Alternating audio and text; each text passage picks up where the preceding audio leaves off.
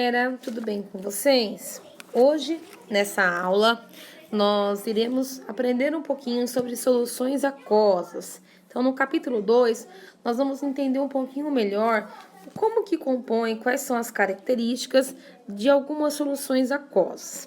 Então, normalmente, a solução aquosa é toda solução na qual o solvente é a água. Então, dentro da sua composição, que tem sempre maior quantidade, eu vou ter a presença da água dentro desse sistema.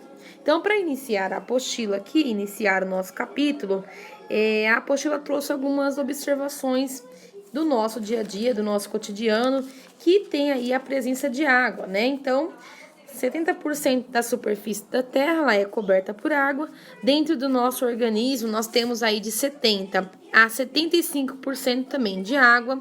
A água está presente, gente, em vários sistemas biológicos, geológicos, industriais e assim por diante, né? Então, ela até tem um processo chamado aí de ciclo hidrológico, aonde ela trabalha com essa função aí que acompanha aí o processo das chuvas, da quantidade de água que retém, da quantidade de água que serve aí para abastecimento e assim por diante. Então, esse sistema hidrológico, ele representa aí um campo muito grande do que nós temos aí hoje de sistema atual de água em todo o nosso sistema, né? Automaticamente, esse processo de água, ele não só foca na parte da alimentação, mas ele também ajuda no processo da sobrevivência de todos os seres, né? Então, as nuvens, a chuva, esse processo de evaporação, transpiração, acaba tendo algo muito importante, que ocorre aí a mudança de estado físico e parte disso tudo acaba se evaporando e formando aí, gente, outra quantidade de água em um estado gasoso e que também é de suma importância aí até mesmo para o nosso equilíbrio. E tudo isso é o que nós vamos compreender um pouquinho mais dentro desse capítulo. Então, a gente vai trabalhar aí com o processo de solução aquosa no estado sólido, no estado líquido e também no estado gasoso, tá bom, galera? Bom, como que eu posso dizer aqui das soluções, né? Então, a gente sabe que esses processos de soluções, eu posso encontrar elas aí tanto no estado sólido, líquido e gasoso. Então, olhando para essa situação, olhando para essa capacidade específica, nós temos aqui alguns tipos de solução. Então, nós temos aqui o sólido, o líquido e gasoso, né? Tudo isso, gente, está trabalhando com um processo aí de 25 graus e 1 atm de pressão atmosférica. Então, no caso, na solução sólida, ele escolheu aqui o ouro, né? 18 quilates. No líquido, ele escolheu o etanol e no gasoso, ele escolheu o ar atmosférico. Então, a gente consegue perceber, gente, que no ouro, que é uma liga metálica, ele é formado aí, gente, por 75%, né, de prata, no caso, né, e 25% em massa. Então, nós temos aí, gente, mais ou menos aí, uma quantidade específica da formação desses metais, de alguma composição do seu organismo. Então, no caso, nós temos aí a formação de metais, né, e a prata. E nós temos também alguns metais aí, como ouro e cobre, nas mesmas proporções. Depois, o segundo que nós vamos falar é o etanol, que nós encontramos no estado líquido, tá? O etanol hidratado, que ele é usado como combustível, então ele tem 96% de etanol e 4% aí de água. E depois nós temos o terceiro, que é o estado gasoso, que ele representa o ar atmosférico, que ele é constituído aí de nitrogênio, oxigênio, gás carbônico, tá? E aí, olhando para todo esse processo, né, nós temos aqui uma outra tabelinha, onde ele informa mais ou menos a quantidade de volume que nós temos esses elementos, né, essas composições aí químicas. Então, nós temos nitrogênio, oxigênio, argônio, gás carbônico, hidrogênio, neônio, hélio, criptônio, xenônio e ozônio. Cada um deles, nós conseguimos analisar que dentro da sua composição, dentro da pressão atmosférica, ele vai ter uma porcentagem aí de volume. Então, tudo isso é fundamental aí na nossa estrutura, até da composição da matéria. Então, para entender um pouquinho da solução aquosa, a gente compreende que ela é formada de água e normalmente numa solução aquosa eu tenho ele como solvente, né? Então, nós entendemos que o solvente é aquele que está em maior quantidade. Então, dentro de uma composição, né, de um corpo que é denominado solução aquosa, nele eu vou ter em maior quantidade. Normalmente, o solvente é aquele que está em maior quantidade e o soluto é aquele que está em menor quantidade. Então, normalmente, o solvente, ele acaba dissolvendo, né? Ele acaba fazendo a dissolução do soluto, tá? Então, quem quiser grifar essa parte, já tá em laranja, que ela é muito importante. Então, no caso, gente, nós temos aí uma partícula de substância que tem tamanho menor de 1 nanômetro. Não pode ser vista em olho nu e nem com auxílio de um microscópio. Então, nós temos partículas aí que a olho nu nós não conseguimos utilizar e nem mesmo com auxílio de um microscópio. E ali eu vou ter partículas de água. Depois do segundo item, ele fala assim: as propriedades são idênticas em qualquer ponto no sistema, pois as espécies químicas que a formam são homogeneamente distribuídas. Então, eles não se encontram em um sistema heterogêneo e ele acaba se dissolvendo 100% e acaba sendo bem distribuída aí dentro de um sistema, tá? E o terceiro, as propriedades dessa solução são geralmente diferentes das propriedades das substâncias que o formam. Por que elas são diferentes? Porque ocorre, né, gente, o contato com outras substâncias que vai gerar um novo produto. Então, ela vai passar por um processo de uma transformação química. Então, a partir do momento que eu tenho mais de uma substância dentro de um sistema, vai ocorrer aí a sua transformação. E aí, quais são as propriedades da água, gente? Então, nós temos aí o arranjo molecular da água, né? Dentro da química, nós temos aí a sua fórmula molecular, que é H2O. Dentro desse sistema, nós estamos falando de moléculas que são polares, né? Então, ela tem essa capacidade de interação intermolecular com outras substâncias. Ela tem uma capacidade, né, de união com outra molécula muito grande. Então, a sua interação molecular, ela é muito importante. Dentro da molécula de H2O, nós temos aí os dipolos elétricos, né? Então, os hidrogênios, eles estão sempre acompanhados aí de cargas positivas. Então, o seu dipolo elétrico, ele é positivo.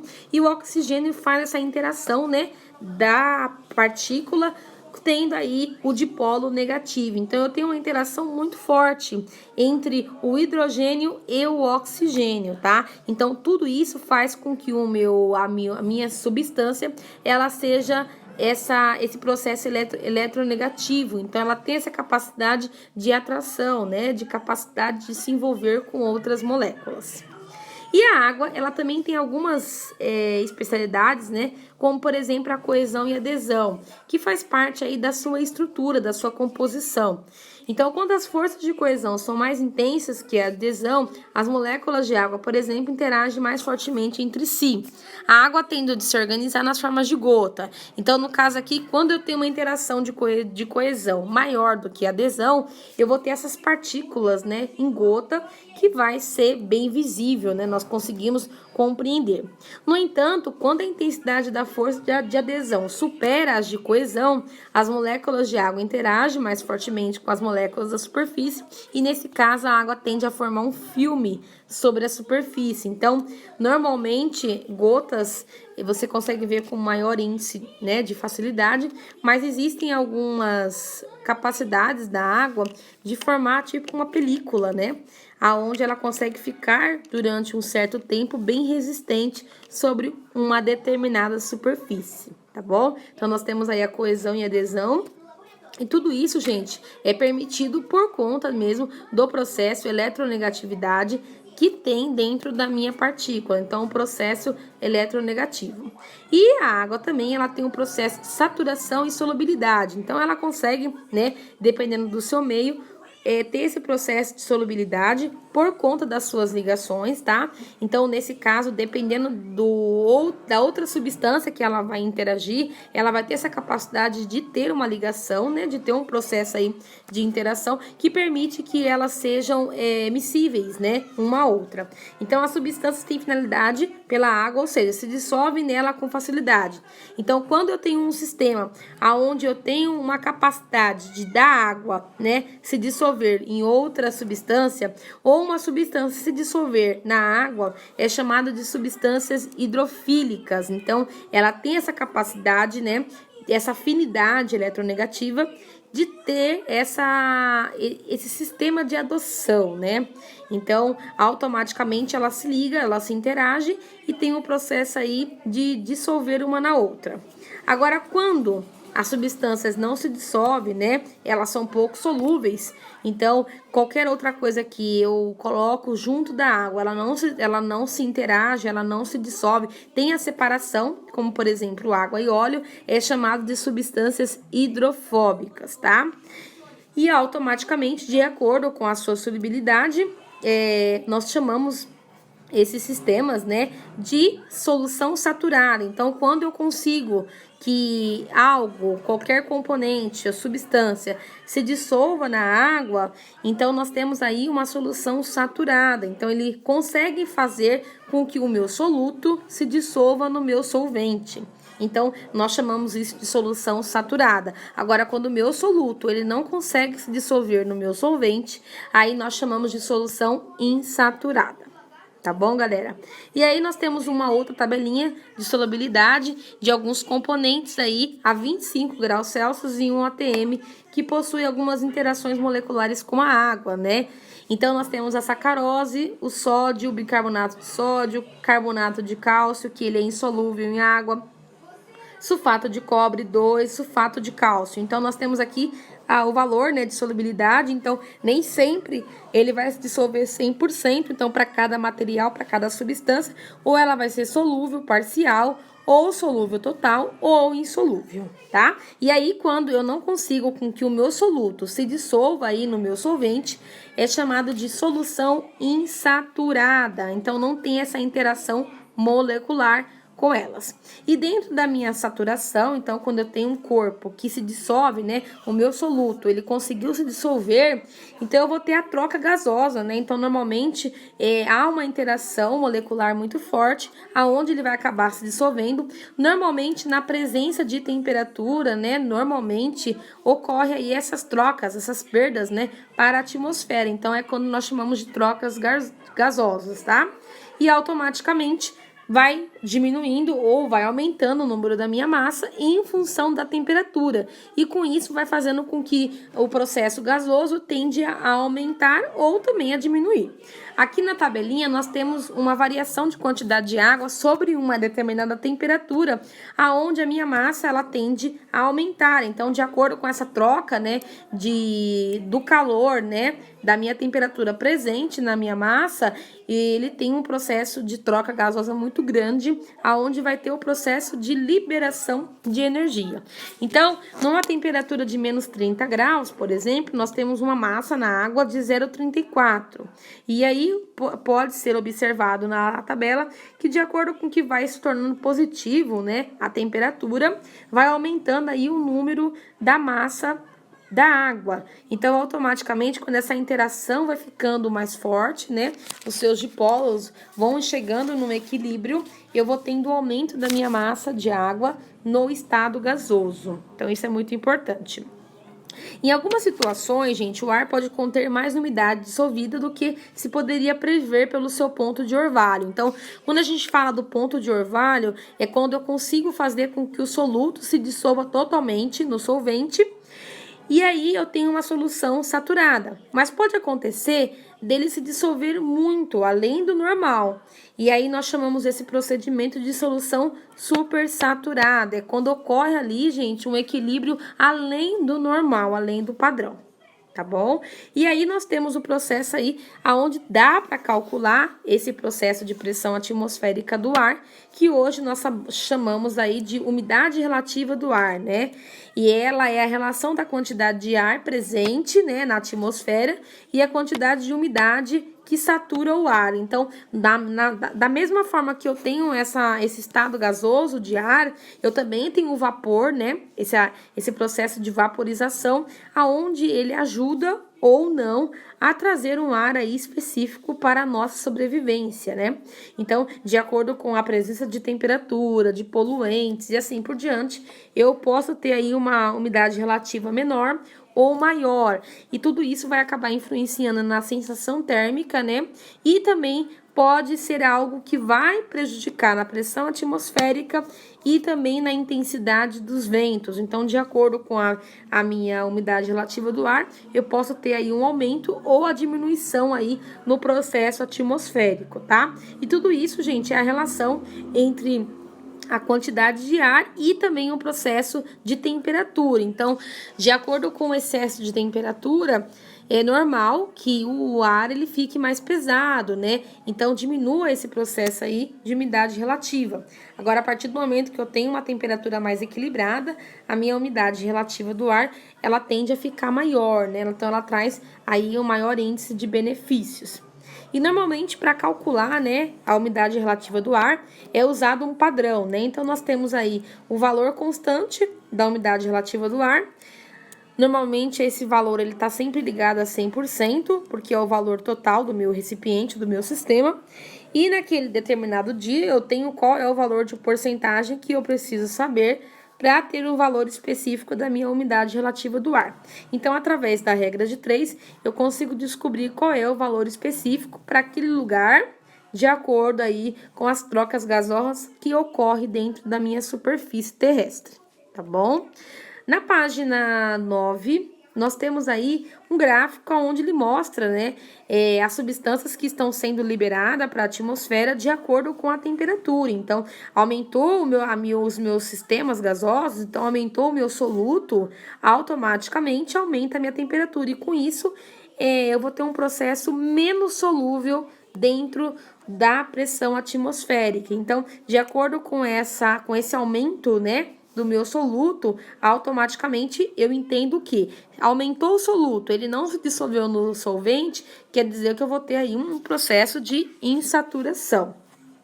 Então, nós temos um gráfico que representa a solubilidade do oxigênio, né, na água e a temperatura. E a gente consegue perceber esse processo de variação que ocorre dentro dessa temperatura específica e também da nossa solubilidade em água.